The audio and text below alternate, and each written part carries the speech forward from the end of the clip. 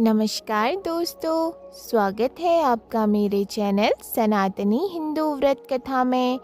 आज हम जानेंगे माघ मास में आने वाली माघी पूर्णिमा व्रत कथा। माघ पूर्णिमा का महत्व अन्य पूर्णिमाओं से कई गुना अधिक है। इस व्रत को करने से व्यक्ति की सभी मनोकामनाएं पूर्ण होती हैं। शास्त्रों में माघ मास को बहुत ही पुण्य फलदायी माना गया है। ऐसे में माघ पूर्णिमा पर माघ पूर्णिमा व्रत कथा का पाठ जरूर करना चाहिए। इसके बिना व्रत अधूरा माना जाता है। तो आइए शुरू करें आज की माघ पूर्णिमा व्रत कथा।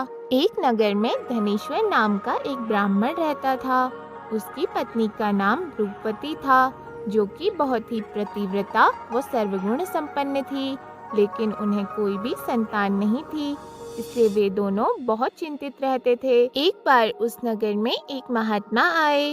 उन्होंने उस नगर के सभी घरों से दान लिया, लेकिन धनेश्वर की पत्नी जब उन्हें दान देने जाती तो वो उसे लेने से मना कर देते थे। एक दिन धनेश्वर महात्मा के पास गया और उसने पूछा, हे महात्मन, आप नगर के सभी लोगों से दान लेते हैं, लेकिन मेरे घर से नहीं लेते। हमसे अगर कोई भूल हुई हो तो हम ब्राह्मण दंपत्ति आपसे क्षमा याचना करते हैं। इस पर महात्मा ने कहा, नहीं विप्र, तुम तो हमेशा आदर सत्कार करने वाले ब्राह्मण हो। तुमसे भूल तो कभी भी नहीं हो सकती है। महात्मा की बात सुनकर धनेश्वर हाथ जोड़कर बोला, हे मुनिवर, फिर आखिर क्या कारण है? कृपया हमें उससे अवगत कराएं। इस पर महात्मा बोले, तुम्हारी कोई संतान नहीं है। जो दंपत्ति निसंतान हो उसके हाथ से भिक्षा कैसे ग्रहण कर सकता हूँ? तुम्हारे द्वारा दिया गया दान लेने के कारण मेरा पतन हो जाएगा। बस यही कारण है कि मैं तुम्हारे घर से दान स्वीकार नहीं करता। महात्मा के ऐसे बोल सुनकर धनेश्वर उनके चरणों में गिर पड़ा और विनती करते हुए बोला, हे महात्मन, संतान न होना ही तो हम पति पत्नी के जीवन में सबसे बड़ी निराशा है। यदि संतान प्राप्ति का कोई उपाय हो तो बताने की कृपा करें। ब्राह्मण का दुख देखकर महात्मा बोले, हे विप्र, तुम्हारे इस कष्ट का एक आसान तरीका है। तुम्हें 16 दिन तक श्रद्धा पूर्वक काली माता की पूजा कर उन्हें प्रसन्न करना होगा, तो उनकी कृपा से अवश्य तुम्हें संतान प्राप्ति होगी। इतना सुनकर धनेश्वर बहुत खुश हुआ। उसने महात्मा का आभार प्रकट किया और घर आकर पत्नी को सारी बात बताई। इसके बाद धनेश्वर माँ काली की उपासना के लिए वन चला गया। ब्राह्मण ने पूरे 16 दिन तक काली माता की पूजा की और उपवास रखा। उसकी भक्ति देखकर और विनती सुनकर काली माता ब्राह्मण के सपने में आई और बोली, हे धनेश्वर, तू निराश मत हो।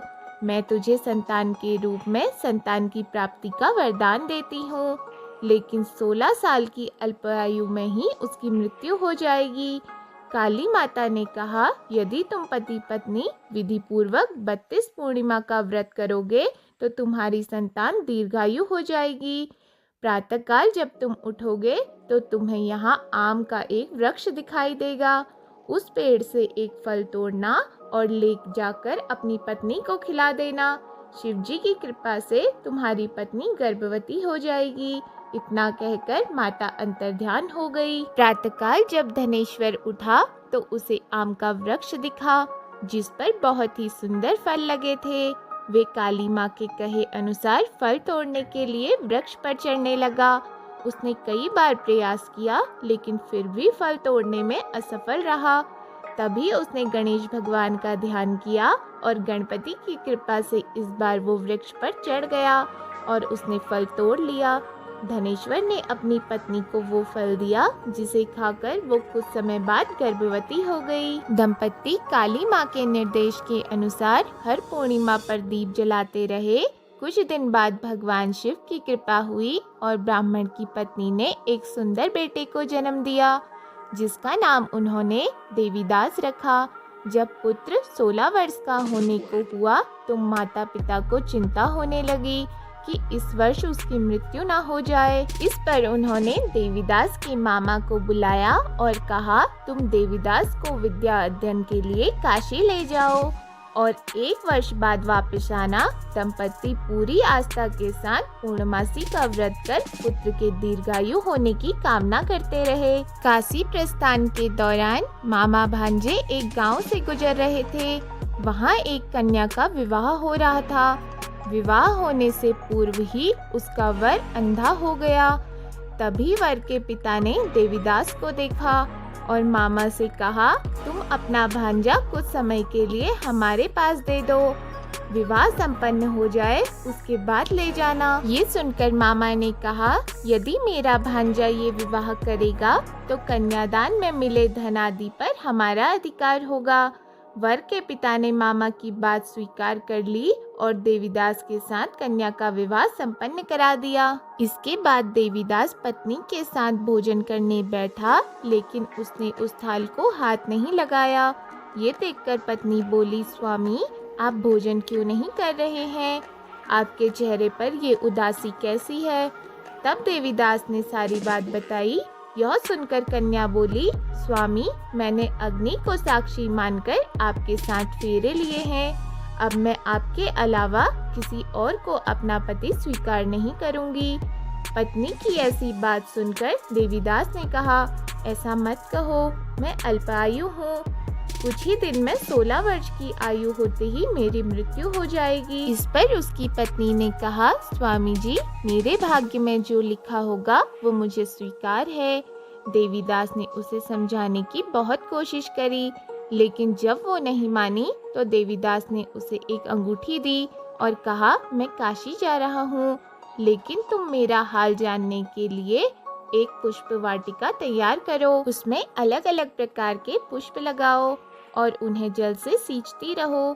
यदि वाटिका हरी भरी रहे, पुष्प खिले रहें, तो समझना कि मैं जीवित हूँ, और जब ये वाटिका सूख जाए तो मान लेना कि मेरी मृत्यु हो चुकी है। इतना कहकर देवीदास काशी चला गया। अगले दिन जब कन्या ने सुबह दूसरे वर को देखा तो बोली, ये मेरा पति नहीं है, मेरा पति काशी पढ़ने गया है।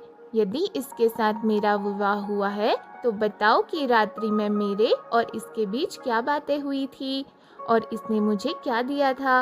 ये सुनकर वर बोला, मुझे कुछ पता नहीं है, और पिता पुत्र वहां से चले गए। उधर एक दिन प्रातःकाल एक सर्प देवीदास को डसने के लिए आया, लेकिन उसके माता पिता द्वारा किए जाने वाले पूर्णिमा व्रत के प्रभाव के कारण वे उसे डस नहीं पाया। इसके बाद काल स्वयं वहां आए और उसके शरीर से प्राण निकालने लगे। देवीदास बेहोश होकर गिर पड़ा। तभी वहां माता पार्वती और शिवजी आए। देवीदास को बेहोश देखकर देवी पार्वती बोली, हे स्वामी, देवीदास की माता ने 32 पूर्णिमा का व्रत रखा था, उसके फलस्वरूप कृपया आप इसे जीवन दान दें। माता पार्वती की बात सुनकर भगवान शिव ने देवीदास को पुनः जीवित कर दिया। इधर देवीदास की पत्नी ने देखा कि पुष्प वाटिका में एक भी पुष्प नहीं रहा। वे जान गई कि उसके पति की मृत्यु हो चुकी है और रोने लगी। तभी उसने देखा कि वाटिका फिर से हरी भरी हो गई है। ये देखकर वह बहुत प्रसन्न हुई। उसे पता चल गया कि देवीदास को प्राणदान मिल चुका है। जैसे ही देवीदास 16 वर्ष का हुआ, मामा भांजा काशी से वापस चल पड़े। रास्ते में जब वो कन्या के घर गए तो उसने देवीदास को पहचान लिया और प्रसन्न हुई। धनेश्वर व उसकी पत्नी भी पुत्र को जीवित पाकर हर्ष से भर गए। इस कथा के अनुसार जो स्त्रियां श्रद्धा पूर्वक पूर्णिमा का व्रत रखती हैं और कथा सुनती हैं, उन्हें संतान का सुख मिलता है, संकटों से मुक्ति मिलती है, वो समस्त मनोकामनाएं पूर्ण होती हैं। आज की कथा समाप्त हुई। आप सभी पर भगवान शिव व माता पार्वती की कृपा बनी रहे। यदि आपको हमारी वीडियो पसंद आई हो तो वीडियो को लाइक और चैनल को सब्सक्राइब जरूर करें। धन्यवाद।